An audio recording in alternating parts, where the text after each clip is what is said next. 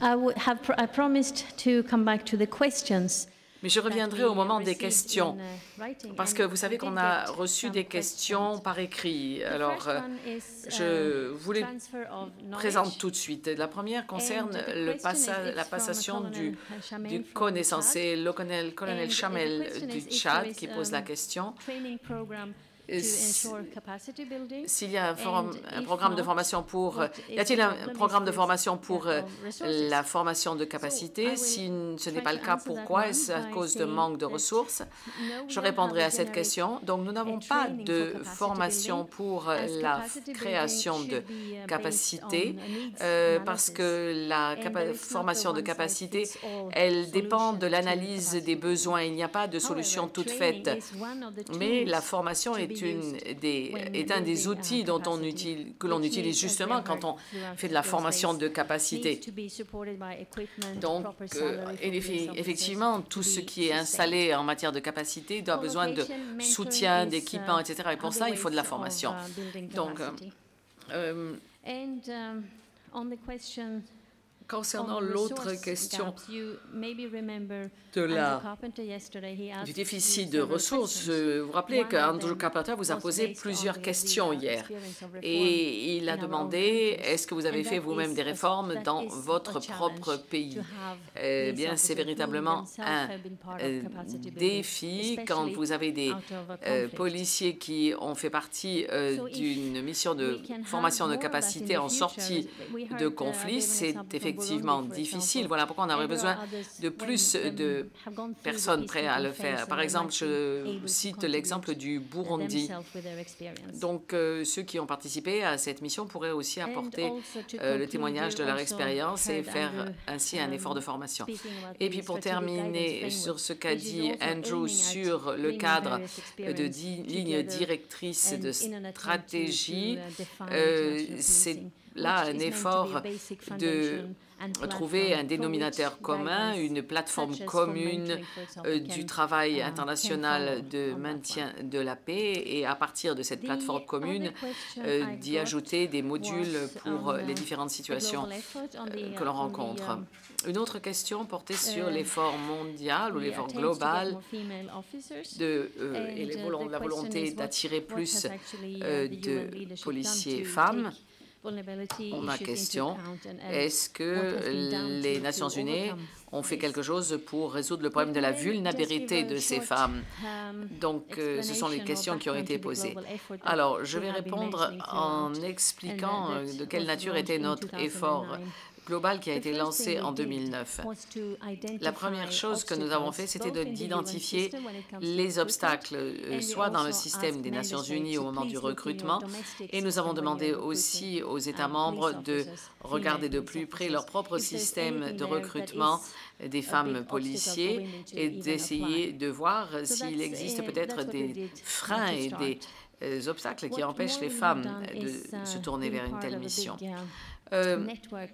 Ce que nous avons fait, c'est au sein d'un grand réseau qui s'appelle Association internationale des femmes dans la police. Cela fait 4 ans que ce réseau est en place. Il y a une délégation des Nations unies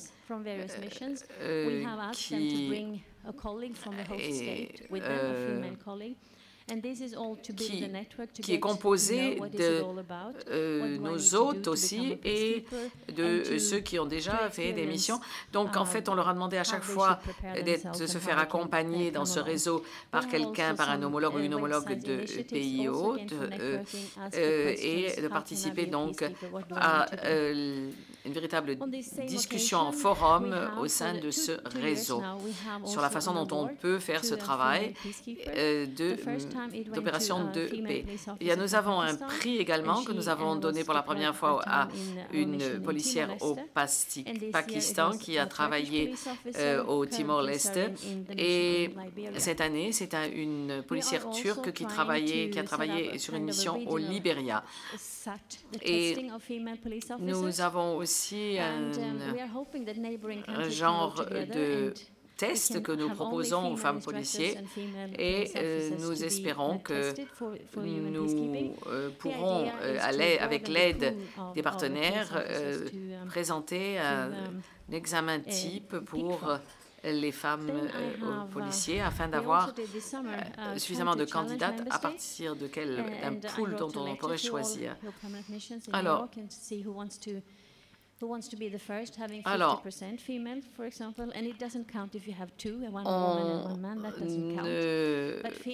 il y a également une émulation internationale. Il faudrait savoir quel sera le pays qui va atteindre le premier les 50%.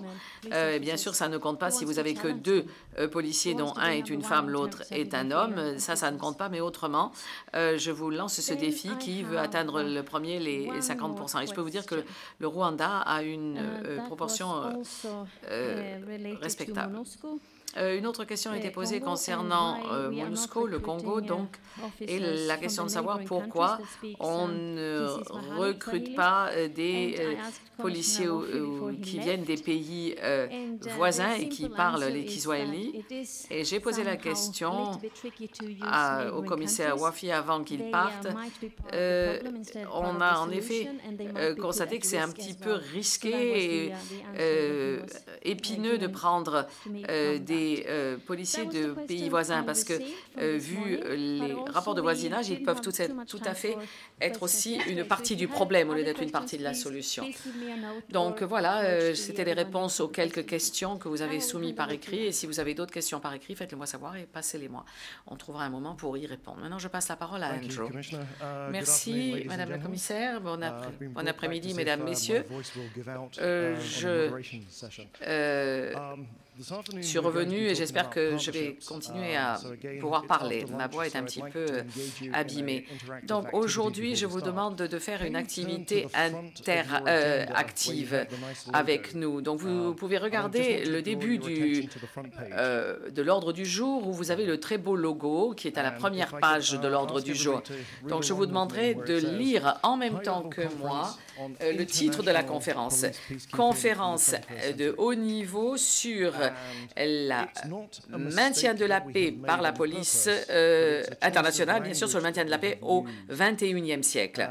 Alors, nous avons choisi ces termes très volontairement, et je ne sais pas si quelqu'un s'est rendu compte qu'il y avait vraiment un choix de ces termes.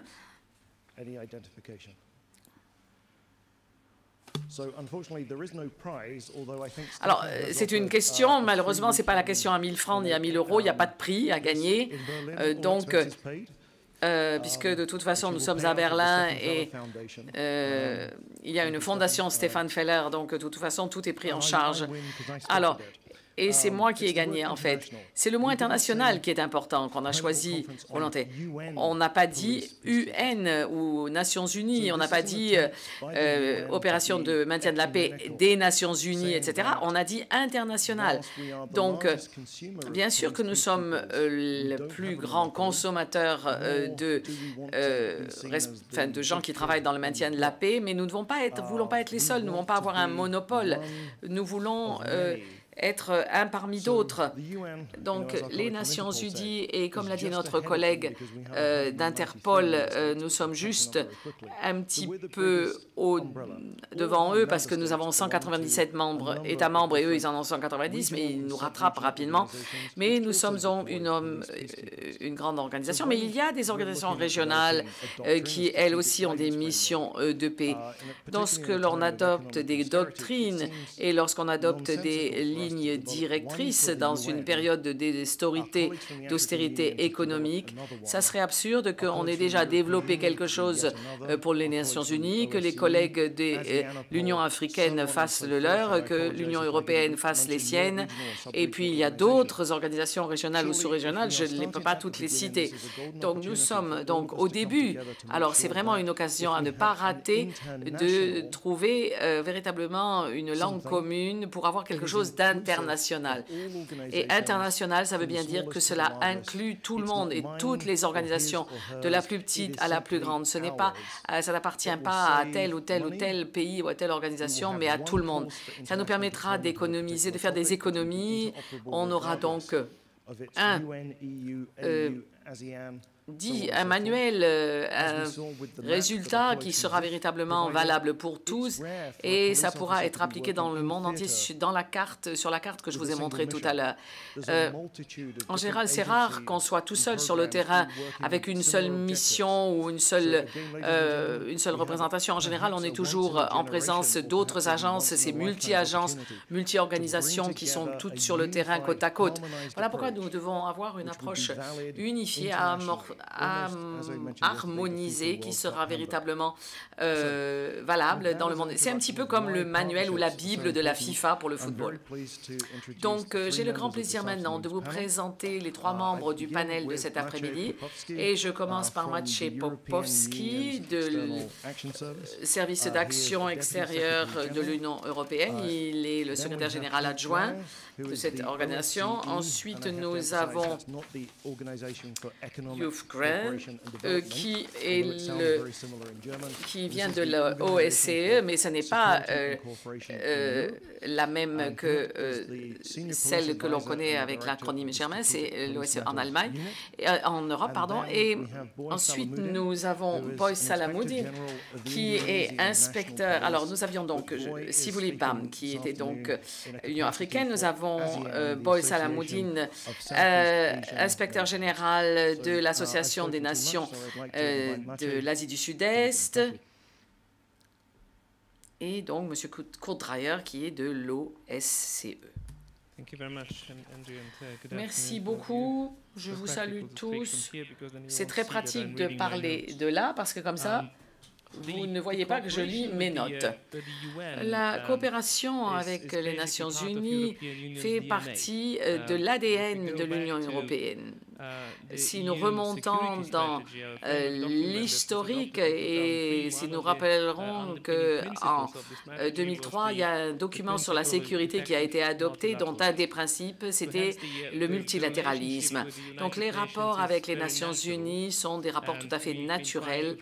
Nous essayons de les traduire en réalité opérationnelle depuis 2003.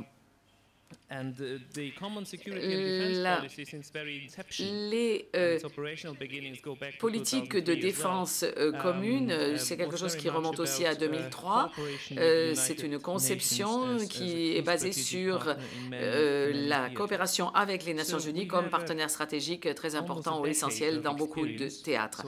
Donc là, jusqu'à présent, on a une décennie de recul, d'expérience, et je crois que c'est une expérience qui est bénéfique pour les deux, parce que nous profitons de la légitimité politique des Nations Unies, tandis que les Nations Unies, qui doivent faire face à des complexités de plus en plus croissantes de toutes les crises, peuvent profiter de notre connaissance, de notre expertise et de notre capacité internationale. Je pourrais vous citer d'innombrables exemples de coopération entre les Nations Unies dans tous les théâtres, depuis les Balkans jusqu'à la région des Grands Lacs en Afrique, etc. Il y a énormément de missions dans cette coopération. À l'époque, ça s'appelait autrement, mais le nom a changé. Entre-temps, maintenant, ça s'appelle les défenses communes. Donc, nous avons lancé la mission de police en Bosnie sous l'égide aussi des Nations Unies. Et Stefan Fallner était donc le chef de cette mission qui s'est terminée en juin cette année. Donc, c'était la première fois que nous avons fait une OPA, mais une OPA amicale. Et il y a un autre exemple, c'est l'exemple du Kosovo, où nous avons repris une mission qui était plus qu'une mission de police. Nous étions en fait avec SILAR, le successeur de Munich, et nous avons véritablement fait beaucoup de choses au Kosovo. Et la dimension police et dimension État de droit sont les deux dimensions les plus visibles. Il y a d'autres exemples de coopération avec les Nations Unies dans le domaine militaire, dans le domaine des opérations de maintien de paix militaire. Là, nous sommes vraiment une passerelle, une présence entre les deux présences, une passerelle entre deux différentes phases Nous l'avons fait par exemple au Congo en 2003. Nous avons préparé le terrain pour que les Nations Unies puissent reprendre le flambeau après nous. Et nous l'avons fait également au Tchad et en République centrafricaine en 2008. Donc, il y a beaucoup d'expériences sur lesquelles nous pouvons nous fonder. Et nous pouvons tirer de toute cette expérience certains principes que l'on peut envisager pour l'avenir de l'aide de l'Union européenne au maintien de la paix par les Nations unies. D'abord, nous devons maintenir cet avantage commun, le développer, et je n'ai pas besoin de le répéter puisque ça a déjà été dit. Deuxièmement, il est très important dès le départ de bien faire comprendre clairement quelle est la direction du contrôle politique et de la direction stratégique. Pour les Nations unies, il y a un seul organisme qui peut déterminer la direction politique et sont les Nations unies. Bien sûr, nous avons tous nos autonomies et notre liberté et notre indépendance que tout le monde respecte. Également, le modèle de commandement est très important à respecter. Il faut respecter l'intégrité de la chaîne de commandement.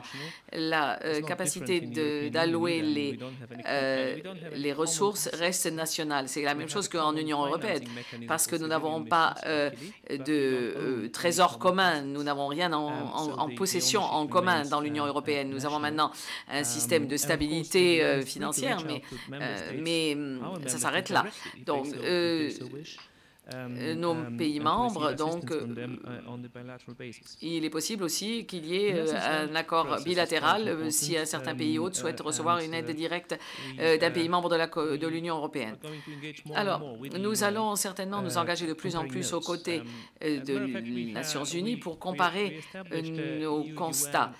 Nous avons établi un groupe directeur de gestion des crises en 2003 qui n'a pas été très actif pendant les 2-3 premières années de son existence, mais on l'a véritablement, on lui a insufflé de la vie. Maintenant, il est très, très vivant et ce sont les responsables opérationnels qui se retrouvent là-dedans, y compris les chefs de mission qui peuvent comparer leurs notes, comparer les enseignements qu'ils ont pu tirer, mais ils peuvent surtout parler de l'avenir et de nouveaux engagements. Donc, à chaque réunion, on traite 3 ou 4 situations de pays. Et je me rappelle que la dernière fois, nous avons parlé longuement du Sud-Soudan et du Congo, de la République démocratique du Congo. Et cela continuera donc. Il est très important aussi d'augmenter la quantité de contributions directes par les pays membres. Donc, la coopération avec les Nations unies, elle est toujours chez nous à l'ordre du jour. Et il y a un certain nombre de membres pour qui c'est véritablement un élément essentiel de notre ADN qui nous pousse donc à faire de plus en plus dans ce sens. Et puis finalement, il faut coordonner notre support aux organisations régionales et sous-régionales, comme par exemple l'Union africaine. Et c'est déjà ce que nous faisons d'ailleurs.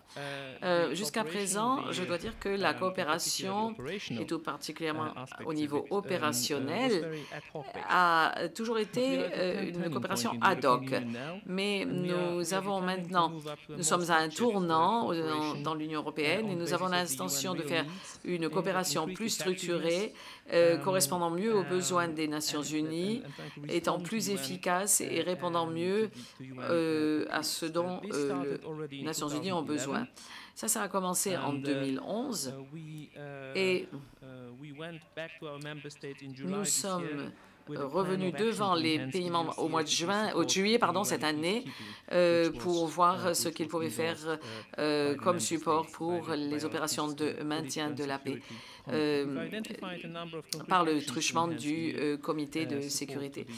Et Alors, les Nations Unies ont participé activement à la définition des actions et continuera à apporter son soutien pour la phase d'implémentation. Un des plans d'action vise l'apport d'aide à l'initiative des citoyens. Également, une autre, la possibilité de renforcer les capacités de développement. Et donc aussi l'implémentation restera toujours un véritable défi parce que nous n'utilisons pas la même méthodologie en Union européenne et avec les Nations Unies. Bon, finalement, d'ici la fin de cette année, il y aura également donc une liste de capacités civiles également dans toutes les zones où nous déployons de plus en plus, où nous déployons nos activités et où nous avons, par exemple, en ce qui concerne l'établissement de droit, d'état de droit, donc nous avons un engagement de plus en plus important. On pourra donc avoir ces listes de capacités civiles.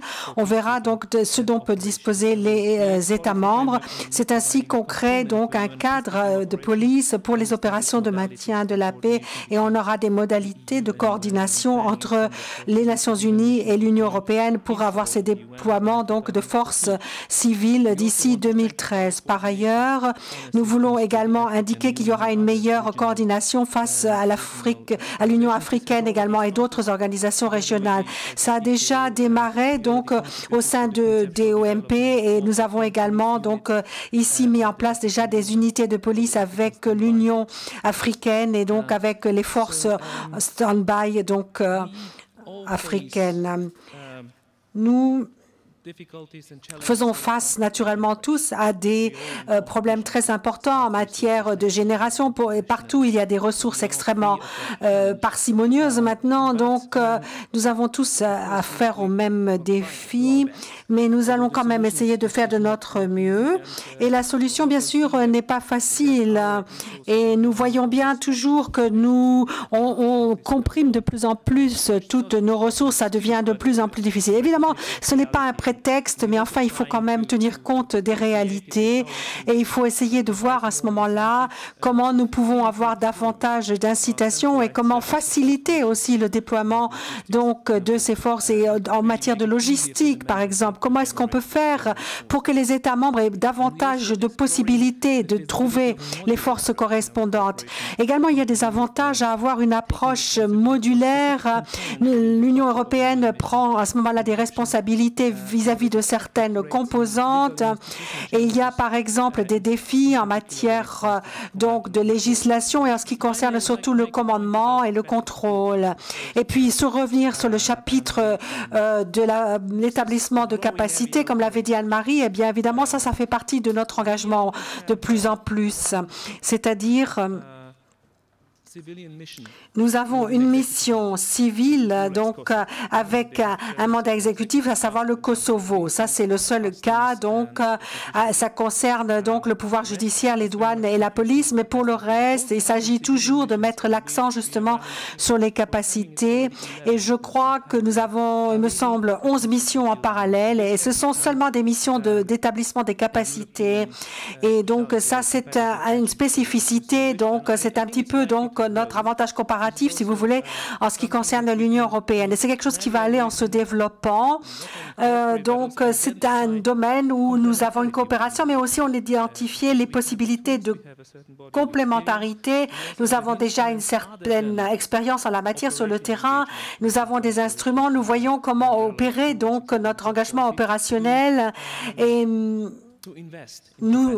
devons donc investir dans la formation de capacités pour éviter ensuite qu'une mission, une opération qui ait été lancée arrive à son terme sans avoir vraiment donc de stratégie de sortie qui soit valable. Bon, en conclusion, donc les choses vont se poursuivre et il y a toute une volonté politique certainement au sein de l'Union européenne pour s'engager de plus en plus également auprès des Nations Unies. Et je suis tout à fait optimiste et je pense que vu le nombre de défis auxquels nous devons faire face, nous arriverons à nous rapprocher encore plus dans les mois et les années à venir. Je vous remercie.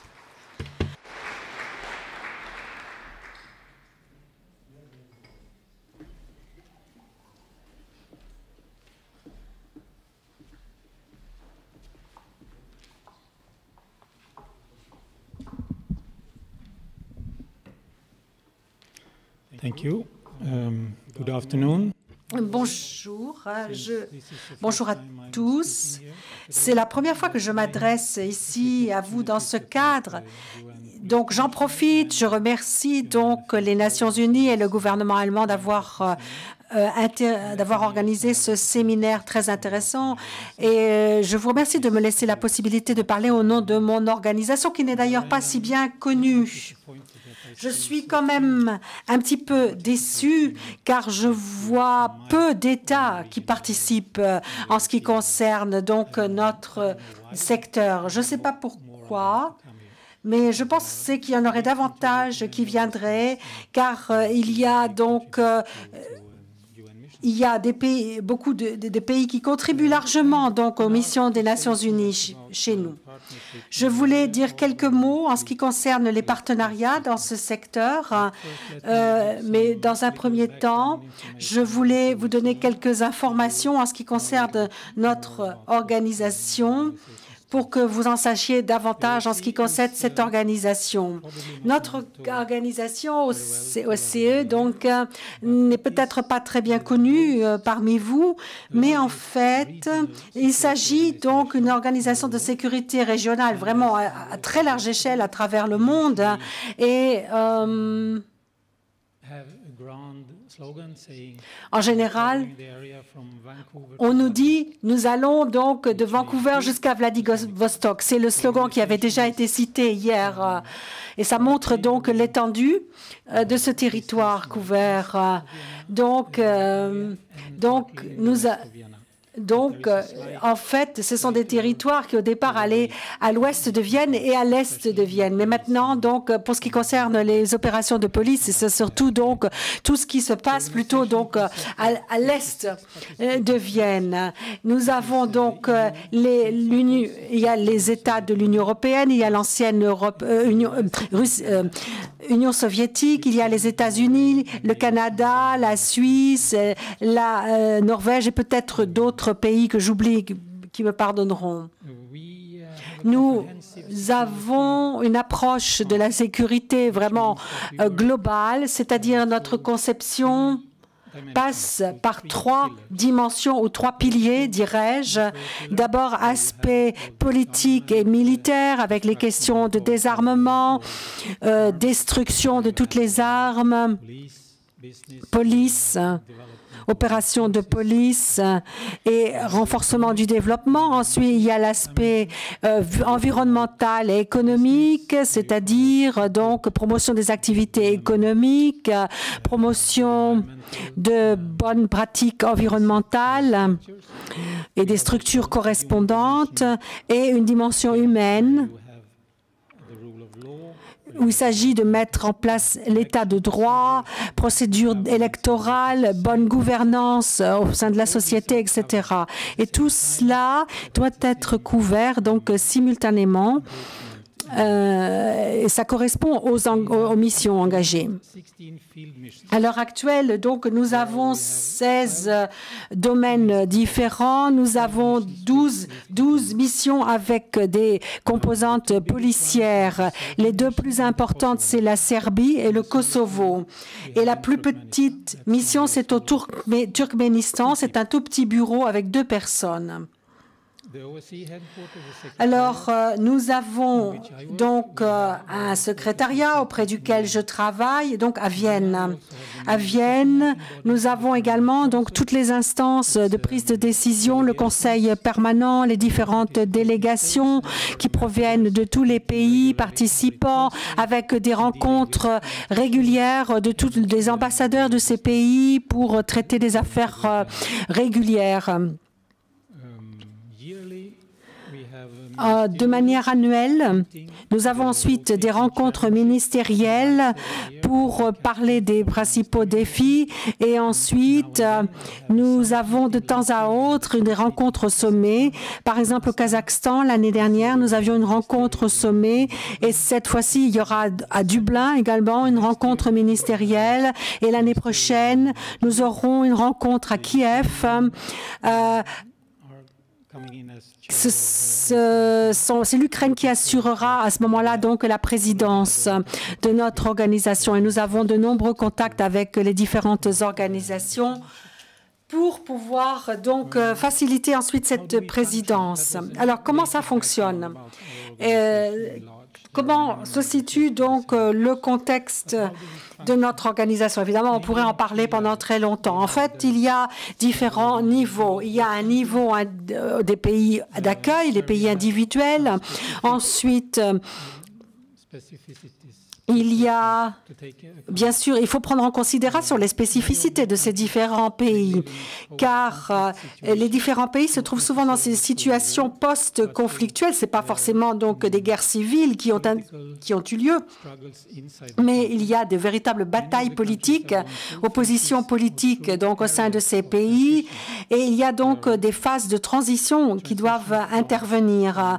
Donc une transition par rapport à l'état conflictuel pour passer véritablement à un état de paix pacifié, et également passage de la dictature à la démocratie, ou bien également passage d'une économie planifiée à une économie de marché. Et tout cela, donc toutes ces formes de transition, tous ces processus doivent être menés simultanément, doivent être menés en parallèle, et beaucoup de ces pays n'ont toujours pas d'institutions de l'État, de gouvernements locaux, n'ont pas donc les institutions correspondantes. Donc vraiment, c'est très compliqué et ça demande d'avoir une approche holistique et c'est quelque chose de très compliqué à réaliser.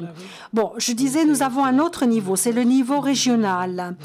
Il y a dans les pays hôtes un besoin en assistance. On nous demande assistance.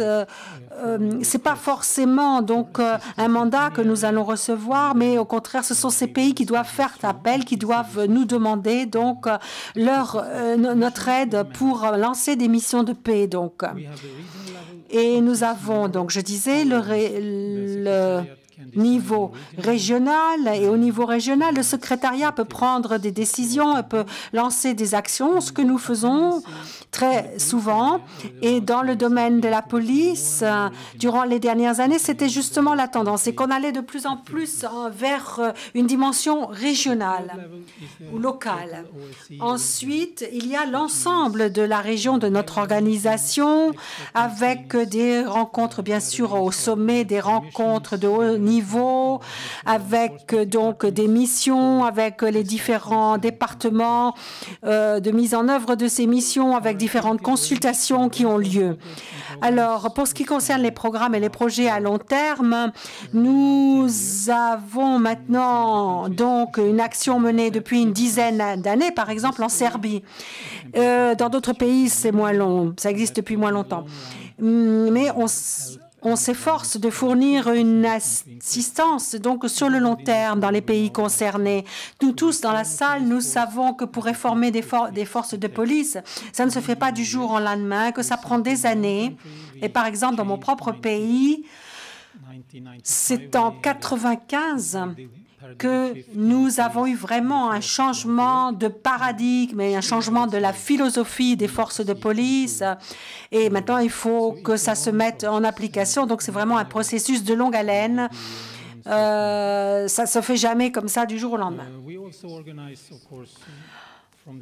Bien sûr, nous avons ces projets sur le long terme. Nous organisons donc différents séminaires, des formations, etc., de plusieurs jours, par exemple. Alors, qu'est-ce que nous faisons exactement? Vous voyez bien que nous sommes une organisation de développement des services de police. Nous avons eu des cas où nous avions donc un mandat exécutif, mais maintenant, nous nous rapprochons peut-être aussi de mandats exécutifs sur certaines missions. Par exemple, au Kurdistan, on appelle cela donc CIS. Et notre initiative est là déjà une initiative qui a trait à la police, mais pas vraiment non plus. Bon, en fait, c'est assez délicat. en fait, il s'agit toujours plus ou moins d'effectuer des réformes de la police. Alors, ce qu'a dit... Nous n'avons pas de modèle standard, pour revenir à ce que disait Andrew. Il faut véritablement se tenir compte des traditions en matière de législation dans le pays, etc. Donc cette notion de maîtrise locale, d'appropriation locale, nous paraît extrêmement importante et on n'a pas de modèle normé. Ça ne nous paraît pas être durable si on voulait appliquer un modèle standard. Nous devons répondre donc aux besoins formulés. Nous avons à ce moment-là toujours des discussions à l'échelon ministériel, ensuite avec le pays hôte. Donc on fait une évaluation, on définit les objectifs, on définit quels sont les besoins et ensuite donc on va élaborer un projet, un programme, une proposition de programme avec le pays hôte. On le fait toujours donc de manière conjointe avec le pays d'accueil et voilà, c'est comme ça que nous faisons, c'est comme ça que nous procédons et ensuite et bien sûr il y a un suivi. Nous avons deux types de financement. Nous avons des financements donc internes et externes. Par exemple, s'il y a un pays qui souhaite véritablement financer un projet donné, donc c'est possible aussi.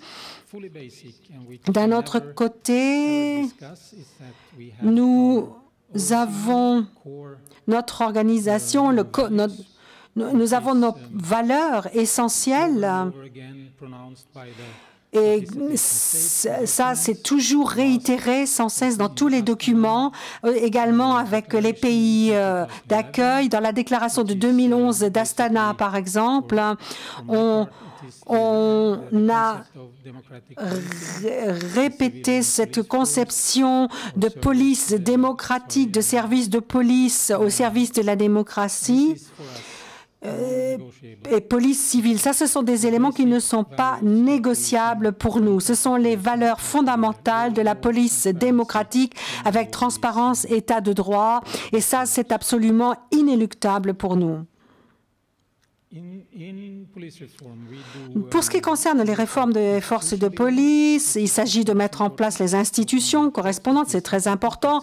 Bien, bon, c'est important, c'est crucial pour les pays qui n'ont pas encore d'institutions. Eh bien, il faut les mettre en place, évidemment, ces institutions. Et nous faisons beaucoup d'efforts pour aider à mettre en place donc des formations dans les polices, dans les académies de police, établissements de formation de la police. Nous essayons de voir donc quels peuvent être les contenus enseignés ensemble. Toutes les réformes de la police doivent s'effectuer naturellement avec des fondements juridiques solides. Nous faisons beaucoup de travail d'expertise sur l'analyse de la justice, sur la législation qui concerne la police. Et au secrétariat ou dans les missions, nous faisons appel à des experts et à l'expertise des pays d'accueil. Et nous essayons toujours d'identifier des partenaires dans les pays en question, puisque ce sont eux qui ont vraiment toutes les relations, qui connaissent la culture, les habitudes du pays, etc., qui ont toutes les connaissances.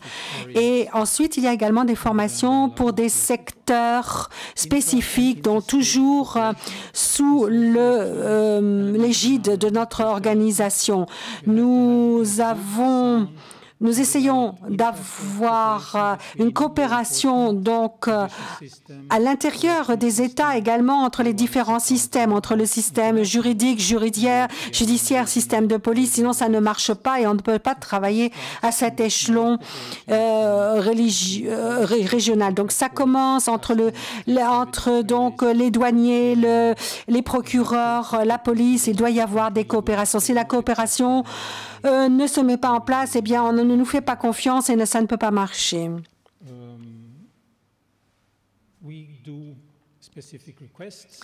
Nous avons également des formations ad hoc que nous fournissons la formation du point de vue forensic training, pardon. Nous avons donc également des discussions de haut niveau pour élaborer les conceptions sur la liberté d'assemblée, sur la liberté d'opinion, liberté de parole, qui doivent être intégrées donc dans ces conceptions. Et puis, nous avons beaucoup de gestion sur les ressources humaines, gestion des ressources humaines, développement de ressources humaines, de manière à avoir vraiment tout le travail de réforme de la police qui puisse s'effectuer. Il faut avoir le personnel, il faut établir les règles correspondantes, etc., etc. Enfin, il y a un troisième aspect. Nous avons des mandats thématiques de la part du Conseil permanent et des conseils des ministres pour se porter sur les questions de terrorisme, de crimes organisés, sur la traite d'êtres humains, sur tous les trafics illicites d'armes et de drogue. Il ne faut pas non plus oublier les questions de minorité et les questions de genre, de sexisme.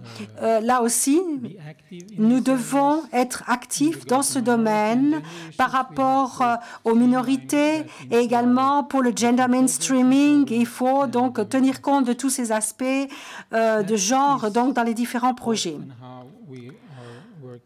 Voilà, nous avons donc ces coopérations, toutes ces coopérations, et on voit que l'organisation est très ancrée dans les pays d'accueil, dans l'environnement dans lequel nous devons opérer.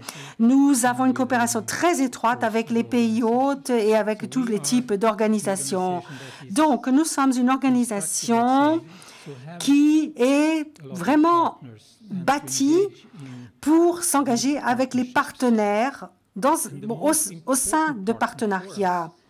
Et le plus important pour nous, en fait, c'est le pays donc hôte qui joue le rôle essentiel. Nous avons des gouvernements locaux, régionaux et toutes les autorités, le Parlement. On travaille aussi avec le Parlement, les commissions de sécurité au sein du Parlement, avec les différentes administrations, avec le bureau du président, le bureau du Premier ministre, les bureaux, les cabinets des ministres, les différentes agences, les différentes communautés.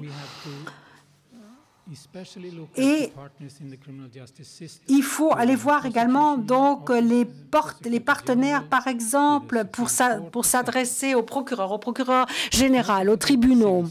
Et surtout ne pas oublier aussi, évidemment, les ONG, la société civile, les universités, les partis politiques, les entreprises privées, et puis les derniers, mais pas des moindres, à savoir les médias. Car il faut trouver de bons partenaires dans les médias, des gens qui soient équitables, honnêtes et qui, dans la mesure du possible, vous présentent de manière adéquate et en temps voulu dans les médias. Car on a vite fait vraiment de donner une fausse image de la police dans les médias. Il y a 2 ans, au Kyrgyzstan,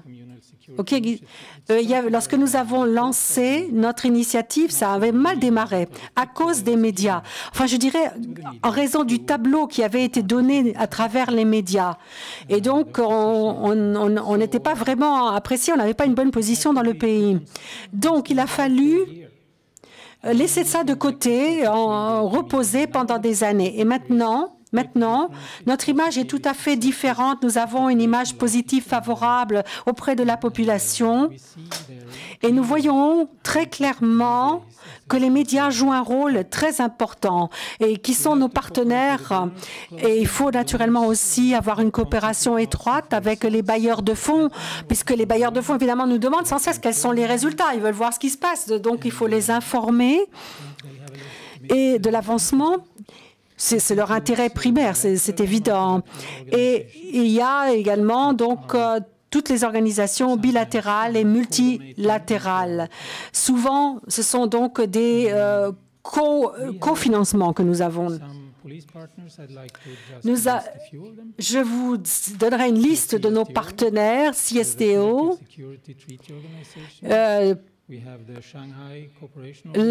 l'Organisation de coopération de Shanghai, un centre de coordination au Tashkent. Nous avons de nombreux programmes pour la lutte contre la drogue et nous nous adressons également donc à des instances en Russie et dans la communauté des États indépendants. Nous avons également donc au sein de notre organisation nous avons donc les publications de manuels, etc., de nombreux ouvrages en ce qui concerne les droits de l'homme, également avec les centres de coopération régionale de Sarajevo. Nous avons également en Autriche, évidemment, juste de l'autre côté de la rivière, du fleuve pratiquement, donc nous travaillons ensemble. Nous avons de multiples organisations donc, avec lesquelles nous travaillons, avec différents instituts à Moscou. Nous faisons des formations également en Turquie, coopération étroite également avec l'Association internationale des collèges de police en Suisse, etc., etc. Et je conclurai très rapidement, nous avons donc des plans d'action communs pour tout cela et nous, avec l'association des collèges de police, nous avons des accords, des conventions maintenant et avec une organisation turque, de formation turque. Donc, et maintenant, on va discuter avec CEPOL et Interpol pour également établir des conventions et peut-être donc des protocoles d'accord. Voilà.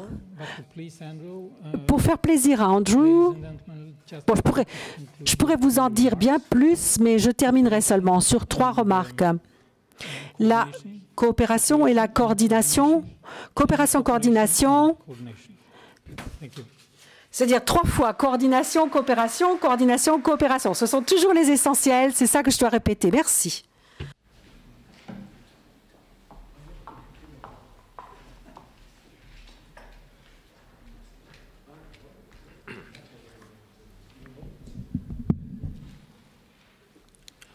Thank you, Andrew. Merci, Andrew.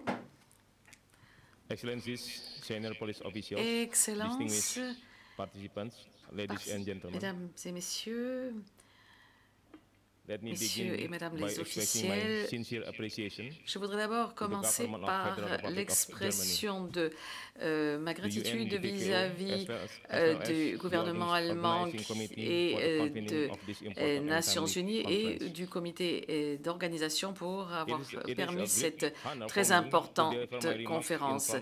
C'est un grand honneur pour moi de faire mon intervention devant une telle pléiade de gens aussi éminents et expérimentés en matière de police et de maintien de la paix. Mesdames, Messieurs, au XXIe siècle, la demande de plus en plus croissante d'avoir des forces de police pour le maintien de la paix est indéniable. Pendant la dernière décennie, les mandats de travail de police sont devenus plus nombreux et plus complexes. Aujourd'hui, ceux qui maintiennent la paix, les policiers qui maintiennent la paix, jouent un rôle important et font leur contribution pour protéger les individus, les citoyens, mais aussi font une contribution pour l'établissement d'un ordre pacifique et démocratique dans les pays qui ont été frappés par des conflits. Mais cependant, malheureusement, les missions de police n'ont pas toujours été assorties d'un mandat suffisamment clair qui permette d'avoir une feuille de route pour résoudre le conflit. Donc, c'est important que nous ayons aujourd'hui cette plateforme pour identifier les capacités de police dont on a vraiment besoin et dont on aura besoin justement pour toute la suite de ce XXIe siècle. Chers participants, Mesdames, Messieurs, l'Indonésie est très engagée en faveur de la paix du monde. la Constitution de notre pays a fait une profession de foi de vouloir participer à ce mandat de maintien de la paix et de la sécurité dans le monde, et l'Indonésie fait toujours cette contribution pour la paix mondiale. L'Indonésie a toujours été active depuis 1956 dans les missions de paix, depuis le contingent Naruda qui avait été déployé au Ghana. L'Indonésie a fait la première intervention de travail purement policier en 1998 au Namibia pour garantir l'indépendance du Namibia et pour permettre l'organisation d'élections libres. Depuis, nous avons envoyé nos officiers, nos policiers en Mozambique, au Cambodge, dans l'ancienne République yougoslave, dans le nouveau État indépendant du Sud du Soudan. En septembre 2014, 196, d'ici là, en tout cas, on aura déployé 196 policiers à différentes missions des Nations Unies. Donc, nous nous engageons à continuer à participer. Et pour ce faire, nous avons identifié plusieurs éléments essentiels et des capacités qui sont indispensables si une mission des Nations Unies doit aboutir à un succès. D'abord, nous sommes en faveur de la définition d'un mandat pour toutes les missions de paix sur la base des principes des Nations Unies, c'est-à-dire permettant de faire participer le gouvernement hôte et toutes les parties prenantes. Deuxièmement, la non-utilisation de non-recours à la force, sauf dans les cas d'autodéfense. Comme les mandats sont devenus de plus en plus complexes, dans les camps de réfugiés ou de personnes déplacées, les policiers aident à définir définir ce mandat qui doit être très clair pour être certain que le support de pays hôtes puisse être obtenu. Tout le monde doit faire sa contribution, le pays hôte, mais aussi le secrétariat, les pays bailleurs de fonds et les pays qui envoient des détachements. L'Indonésie insiste sur l'importance de l'approche culturelle et sur ce point, je rejoins le monsieur de lycée qui parlait justement de la nécessité de trouver un équilibre entre l'approche de la mission et l'approche locale. À travers les différentes participations aux missions des Nations Unies, l'Indonésie a toujours adopté l'approche culturelle. Il est nécessaire que ces policiers qui sont là pour le maintien de la paix comprennent bien à fond la culture du pays avec lequel ils doivent travailler. Il ne suffit pas d'être professionnel. L'Indonésie insiste sur la nécité de pouvoir parler comme d'égal à égal avec les représentants du gouvernement local. Il faut ainsi créer la confiance chez les représentants locaux.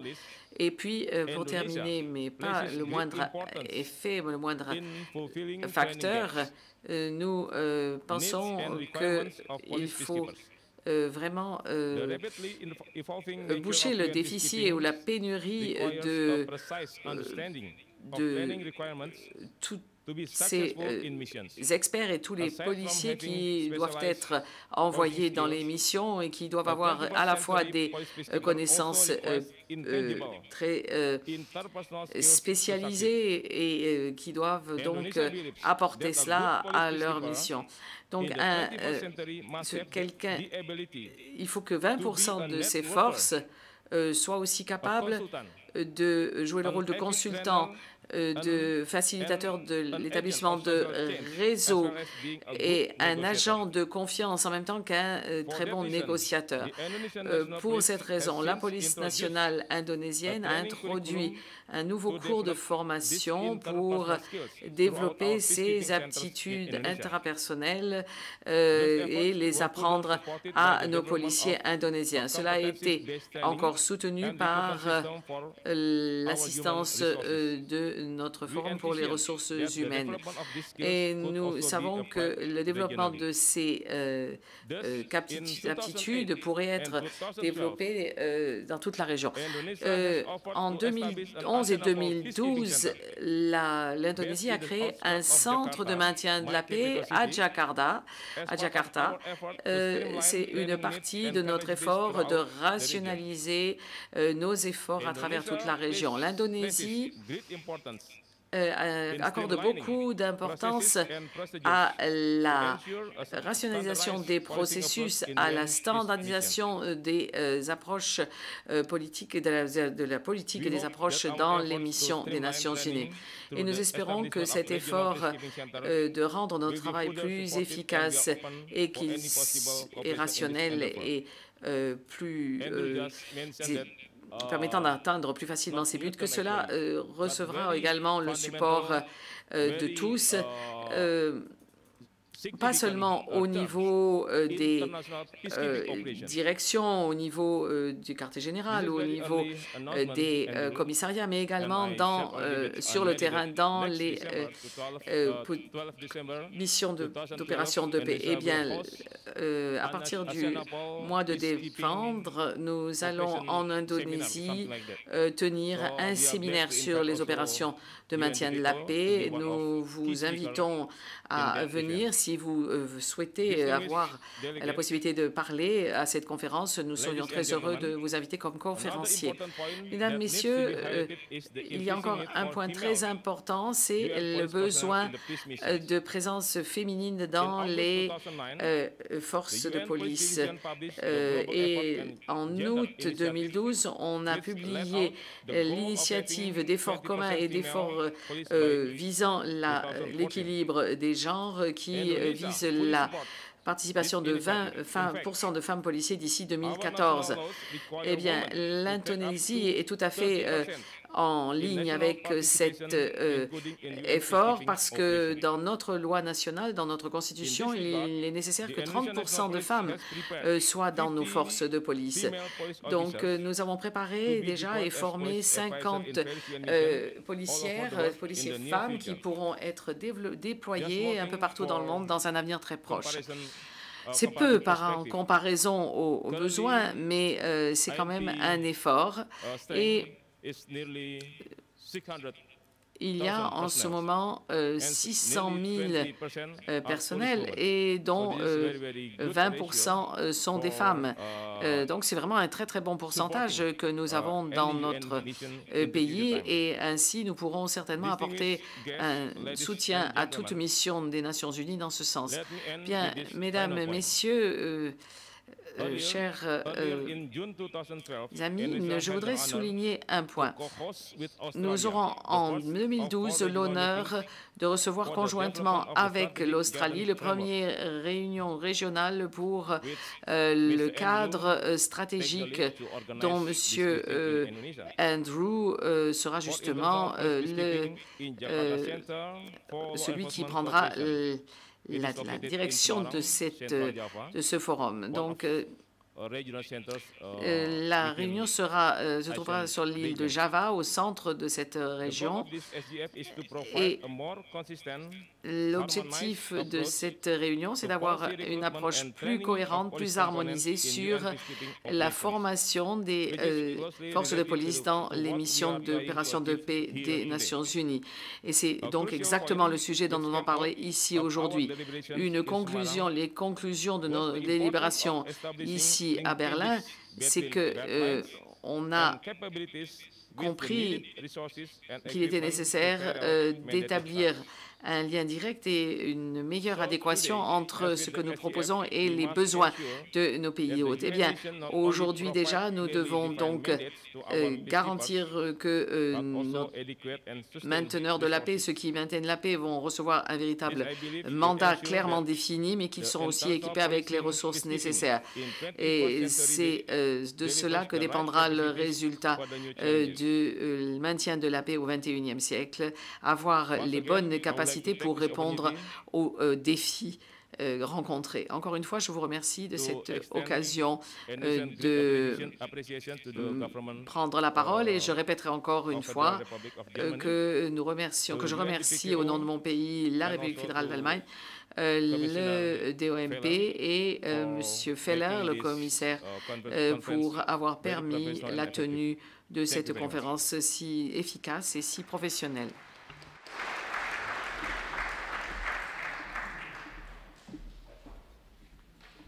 Okay, ladies and gentlemen, so we've heard Alors, on peut récapituler donc quelles sont les compétences des Nations Unies. On a redit donc quelles étaient dans l'organisation asiatique, effectivement donc les capacités spéciales, les compétences. Et je vois Stéphane Feller qui déjà demande d'intervenir pour la première question.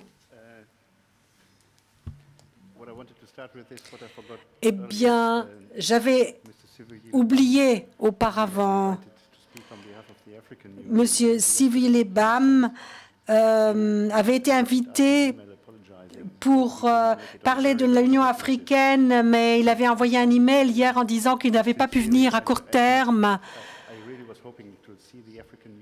Et j'aurais bien aimé voir vraiment donc, le représentant de l'Union africaine. Mais pour autant, je peux poser la question parce que ça me paraît très important. J'ai des souvenirs donc de coopération entre l'Union européenne et l'Union africaine. Par exemple, c'est lorsqu'on avait changé donc l'unité EMIS et donc il s'agissait de mettre en place des forces de police subsidiaires pour donc soutenir le commandement. Et nous avions également d'autres formes de coopération, par exemple avec l'Union européenne et avec l'Asie. Et il y a eu beaucoup de choses vraiment, donc vraiment complètement couronnées de succès. Mais en ce qui concerne la police, donc la coopération donc avec l'Union européenne, nous avons de bons souvenirs. Et la question est de savoir comment est-ce que l'on peut améliorer ce type de coopération maintenant. Et pour que vous méritiez bien, donc finalement d'être invité ensuite à Berlin. Puisqu'il s'agit toujours de parler de coopération, moi j'avais parlé beaucoup, donc j'avais passé du temps déjà en Bosnie et Herzégovine et il me semblait maintenant qu'il n'y avait pas encore suffisamment de coopération. Est-ce que nous avons donc une poursuite de la coopération après? Est-ce que la coopération se poursuit entre Asia, entre l'Union européenne et Asia? Par rapport à ce que nous avons discuté il y a des années, est-ce que nous arrivons à coopérer sur le maintien de la paix, sur la gestion des crises, entre justement les Nations Unies, l'Union européenne, l'Union africaine, puisque là, ce serait vraiment une occasion vraiment unique de pouvoir parler d'aspects stratégiques, d'harmoniser les formations. Parce que je pense qu'il faut vraiment donc avoir des services de police qui soient vraiment donc en mesure d'effectuer les opérations correspondantes. On peut soulever vraiment justement cette question à cet aspect-là maintenant. Avant de me tourner vers la tribune et savoir la continuation de la coopération. Est-ce qu'il y a d'autres questions? Ici à droite. Je viens de Zambie. Ça, c'est pour Monsieur Knut Draya. Pour ce qui concerne la coordination, vous avez dit coopération, coordination. en ce qui concerne la formation pour les droits de l'homme, reconnaissance des droits de l'homme dans la police et dans les régions en conflit. Et la question de l'Égypte, c'est plutôt sur l'Union africaine, ma question, et sur l'état d'avancement du partenariat donc avec l'Union africaine et comment est-ce qu'on peut faire sur les suivis. On regarde donc les forces en stand-by en Union africaine et parfois on a l'impression que c'est plutôt, donc ça concerne toujours plutôt les forces militaires, mais moins les services de police. Alors, comment ça se passe donc pour considérer cet aspect donc auprès des Nations Unies ou auprès donc de l'Union européenne? Alors, il y a une question directe qui s'adresse à Knut Reier. Est-ce qu'on peut donner des exemples de coopération interorganisationnelle? Bon. Eh bien, nous avons beaucoup de formations pour ce qui concerne la formation en droits de l'homme pour les policiers. Nous avons agi avec différents acteurs, ODIL, au sein donc de notre famille, mais il y a le haut-commissaire pour les minorités, il y a le Conseil de l'Europe, et bien sûr d'autres organisations. Mais il y a eu beaucoup de formations en matière des droits de l'homme. Nous avons une approche stratégique pour le faire. On regarde donc quels sont les curricula à l'Académie de police.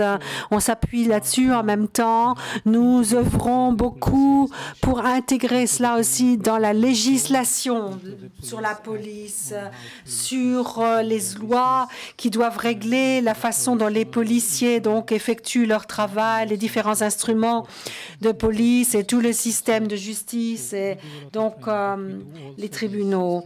Et donc nous faisons beaucoup, mais avec des efforts stratégiques, comme je l'ai mentionné précédemment.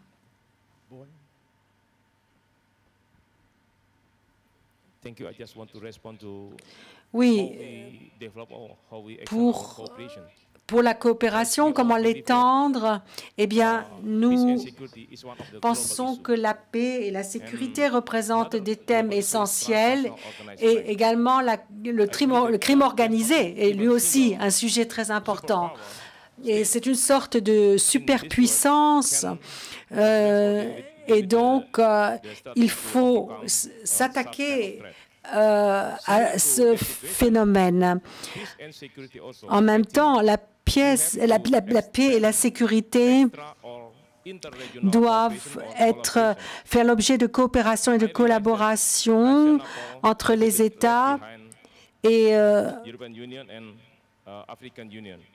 nous étions un petit peu en retard par rapport à l'Union africaine et l'Union européenne, mais maintenant nous avons ce rôle à jouer et nous devons veiller à ce que nos policiers soutiennent les missions des Nations Unies. Alors, évidemment, il y a toujours un choix de partenariat avec l'Union africaine. Ça, on l'avait fait 2005-2006. Et en ce qui concerne donc les services de police, on a dit nous avons apporté une assistance dans les opérations hybrides, donc au Darfour entre l'Union africaine et les Nations Unies. Et là, effectivement, il s'agissait de maintien de la paix, mais à l'échelon militaire. Il y a également en Somalie, donc là aussi, nous avons plutôt donc à fournir les financements très importants. Donc, ce sont des instruments spécifiques de l'Union européenne qui ont été lancés, je crois, en 2007 pour financer des opérations, mais aussi la formation de capacités pour établir cette architecture de paix et de sécurité en Afrique. Et il y a aussi une composante police. Ça a été financé justement par nous. Donc on regarde, on va voir pour ce qui concerne l'avenir de ces instruments d'ici 2014 et après on verra si c'est renouvelé ou non. Bon, il y aura c'était un budget donc sur 7 ans en Union européenne. Donc, il faudra regarder si c'est identifié comme étant important par l'Union européenne. Et l'année dernière, nous avons eu la Commission sur la paix et la sécurité au sein de l'Union européenne avec le Conseil de l'Union africaine. Et nous en avons discuté. Et il y a déjà des potentiels qui ont été identifiés, des besoins qui ont été identifiés. Non, mais c'est pas forcément. Il y a des exemples, par exemple, formation de capacité au Niger, par exemple. Ça, l'Union africaine s'y intéresse aussi. Ça vient de démarrer. Nous sommes juste en train de commencer de former les policiers, les gendarmes. Ce sont des formations générales pour la police. C'est un exemple très concret. Et il y a d'autres acteurs régionaux.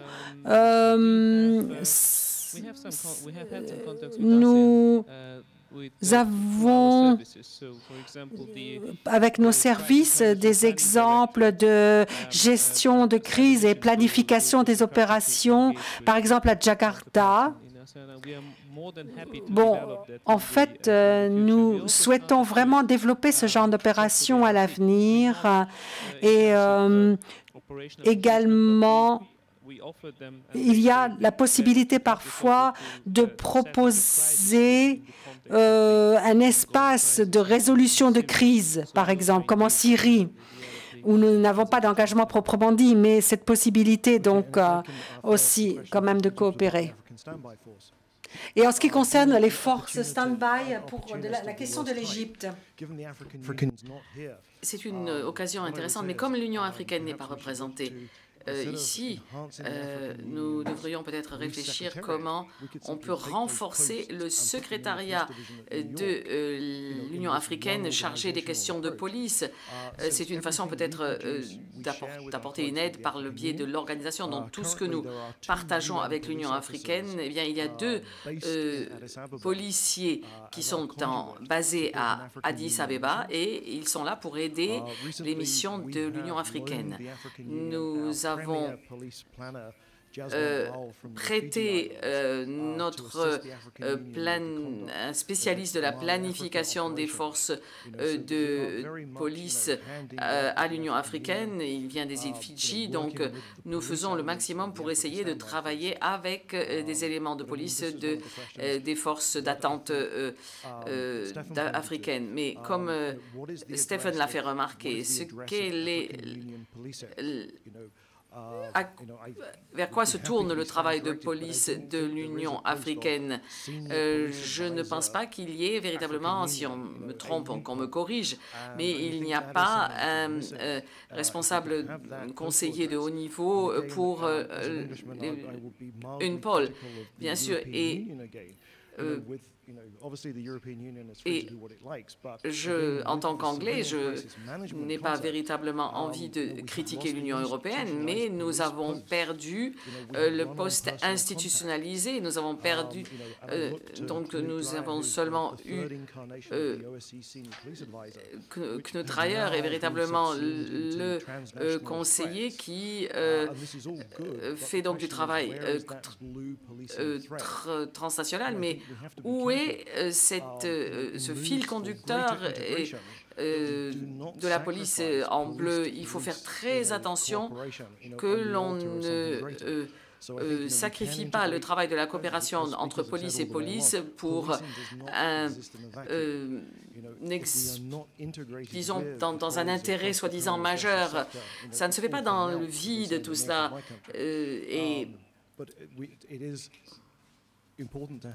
Donc, il est important d'avoir ce fil bleu de résonance qui doit se retrouver tout le long de cette activité. Et donc, première chose pour elle ou pour lui, ce serait de venir à New York et nous partagerions volontiers tout ce que nous avons et travaillerons ensemble. Donc maintenant, je vous passe une question. Nous sommes revenus au programme. Nous sommes presque aussi efficaces que les Allemands. Donc, est-ce que vous préférez le café ou qu'on continue la session des questions et réponses? C'est une question très pragmatique. Je viens de recevoir un rapport du Conseil de sécurité et des Nations unies. Il y a une motion qui est passée d'adopter une résolution sur le Mali qui demandera aux Nations unies de préparer un plan très spécifique sur une intervention internationale au Mali. Donc la question que je voudrais poser est la suivante. D'abord, 2 remarques. Qu'est-ce qu'on peut faire ensemble au Mali, tel que nous sommes aujourd'hui, pour nous préparer pour une telle intervention? Merci.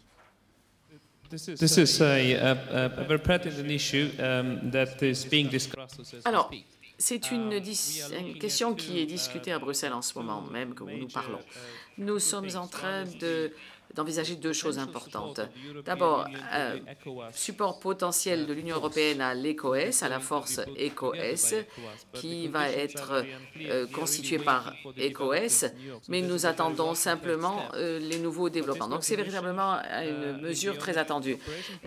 Ça, c'est donc une résolution.